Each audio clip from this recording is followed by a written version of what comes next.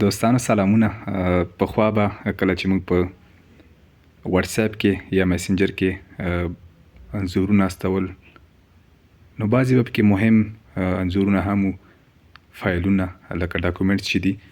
نو بې له دې چې په پی ډي اف کې ولیږو، هغه نه پرته به موږ سره کوم بله لاره نه وه چې د تصویر د پاکوالي په خاطر یا د ایچ ډي های ډیفینیشن چې ورته وایي، نو دې لپاره به موږ مجبور وو چې پی ډي اف ته لومړی هغه انځور واړو یا کنورټ یې کړو او بیا هغه نفر ته یې واستوو چې هغه کوم کوالټي چې ده یا پاکواله د انځور هغه هماسې پاتې شي. تر څنګ د ویډیو هم اوس موږ دغه یو څه وخت کېږي په واتس اپ کې هم موږ کولی شو چې انځور وي که ویډیو وي هغه موږ په ایچ ډي کوالټي کې ولیږو.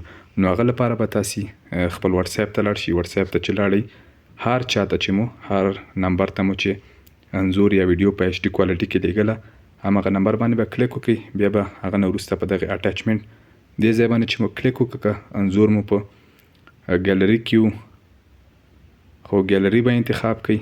اوس مثلا دغه یو انځور دی، زه غواړم چې په ایچ ډي کوالټي کې ولیږم. چې انتخاب مې کړه، هغه نه وروسته به دلته تاسې دغه باره وینئ ریسنټ سنک ایچ ډي. نو په دغې باندې به زه کلیک وکړم ایمیج آیټم سیټ ټو ایچ ډي.